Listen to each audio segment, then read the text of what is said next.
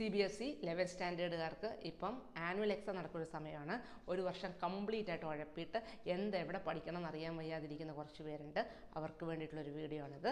ഈ ചാപ്റ്റേഴ്സിൽ അവർ കുറച്ച് ബുദ്ധിമുട്ട് പറയുന്നത് തെർമോഡൈനാമിക്സിൻ്റെ ചാപ്റ്ററാണ്. വേറൊന്നുമല്ല, അതിലെന്താ ചോദിക്കുക എന്നുള്ളത് അവർക്കറിയില്ല. അപ്പോൾ അതിനകത്ത് ചോദിക്കാൻ ചാൻസ് ഉള്ള കുറച്ച് ക്വസ്റ്റ്യൻസ് ഞാൻ പറഞ്ഞുതരാം. ഫസ്റ്റ് നിങ്ങൾ ആ ലോസ് ഓഫ് തെർമോഡൈനാമിക്സ് ഒന്ന് പഠിച്ചോണം. 0, ഫസ്റ്റ്, സെക്കൻഡ്, തേർഡ്, ഇത് 4 നിങ്ങൾക്ക് ചോദിക്കാൻ ചാൻസ് ഉണ്ട്. പഠിച്ചിട്ട് പോവുക. പിന്നെ സിസ്റ്റം, അത് വളരെ സിമ്പിളാണ്. ഓപ്പൺ സിസ്റ്റം, ഐസൊലേറ്റഡ് സിസ്റ്റം, അതൊന്ന് നോക്കിയിട്ട് പോവുക. പിന്നെ ഫസ്റ്റ് ലോ വെച്ചിട്ട് work done in free expansion, work done in isothermal, reversible, അങ്ങനെയൊക്കെ പറഞ്ഞിട്ടുള്ള കുറേ ഇക്വേഷൻസ് ഉണ്ട്. അത് 1 മാർക്ക് 2 മാർക്കിന് ഒരു കണ്ടീഷൻസ് തന്നിട്ട് ചോദിക്കാൻ ചാൻസ് ഉണ്ട്. പിന്നെ ഇൻറ്റൻസീവ് ആൻഡ് എക്സ്റ്റൻസീവ് പ്രോപ്പർട്ടി വളരെ ഇമ്പോർട്ടൻ്റ് ആണ്. അത് ഒന്നല്ലെങ്കിൽ നേരിട്ട് ചോദിക്കും, അല്ലെങ്കിൽ എ സെറ്റ് ഓഫ് എക്സാമ്പിൾസ് തന്നിട്ട് നിങ്ങളോട് പറയും ഐഡൻറ്റിഫൈ ചെയ്യാൻ ഇൻറ്റൻസീവ് ആണോ എക്സ്റ്റൻസീവ് ആണോ എന്ന്. പിന്നെ അതിനകത്തൊരു പ്രോബ്ലം വരുന്നുണ്ട്, എൻതാൽപ്പി ഓഫ് ഫോർമേഷൻ തന്നിട്ട് എൻതാൽപ്പി ഓഫ് റിയാക്ഷൻ കണ്ടുപിടിക്കാൻ പറയുന്നത്. പിന്നെ ഹെസ്സസ് ലോ വളരെ ഇമ്പോർട്ടൻ്റ് ആണ്. Born Haber cycle for the sodium chloride ഒന്ന് നല്ലോണം നോക്കിയിട്ട് പോകുക നിങ്ങൾ.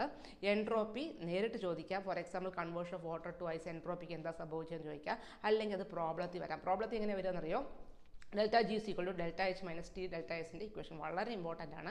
അതിനകത്ത് അവർ ചിലപ്പം എൻതാൽപ്പിയും അതുപോലെ തന്നെ എൻട്രോപ്പിയും തന്നിട്ട് ഏത് ടെമ്പറേച്ചറിലാണ് റിയാക്ഷൻ ഫീസിബിൾ ആവുക, ഏത് ടെമ്പറേച്ചറിലാണ് റിയാക്ഷൻ ഇക്വിലിബ്രിയം ആവുക, അങ്ങനെ ഏത് റിയാക്ഷനിലാണ് റിയാക്ഷൻ സ്പോണ്ടേനിയസ് ആവുക, അങ്ങനെയൊക്കെ ചോദിക്കാൻ ചാൻസ് ഉണ്ട്. ഇവിടെ ഡെൽറ്റ ജി ആണ് നോക്കേണ്ടത്. ഡെൽറ്റ ജി നെഗറ്റീവ് ആണെങ്കിൽ സ്പോണ്ടേനിയസ് ആണ്, ഡെൽറ്റ ജി 0 ആണെങ്കിൽ ഇക്വിലിബ്രിയം ആണ്. അത് നിങ്ങളൊന്ന് ശ്രദ്ധിച്ചോണം. അതിലൊരു പ്രോബ്ലം ഉറപ്പായിട്ടും ചോദിക്കും കേട്ടോ.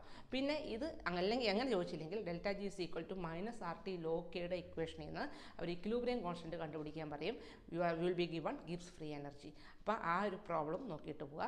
പിന്നെ ഉള്ളത് ഡെൽറ്റ എച്ചും ഡെൽറ്റ യുവും തമ്മിലുള്ള റിലേഷൻ ഇല്ലേ, delta H is equal to delta U plus P delta V എന്നുള്ള ഇക്വേഷൻ ഇല്ലേ, അതിനകത്തുനിന്ന് ഇപ്പോൾ ടെമ്പറേച്ചറോ അല്ലെങ്കിൽ നമ്പർ ഓഫ് മോൾസോ അല്ലെങ്കിൽ ഒരു ഇക്വേഷനോ തന്നിട്ട് നിങ്ങളോട് ഡെൽറ്റ എച്ച് കണ്ടുപിടിക്കാൻ പറയും, അല്ലെങ്കിൽ ഡെൽറ്റ യു കണ്ടുപിടിക്കാൻ പറയും. ഇതൊന്ന് നോക്കിയിട്ട് പോവുക. അപ്പോൾ ഇതൊക്കെയാണ് സ്ഥിരമായിട്ട് തെർമോഡൈനാമിക്സിൻ്റെ ചാപ്റ്റർ ചോദിക്കാറുള്ളത്.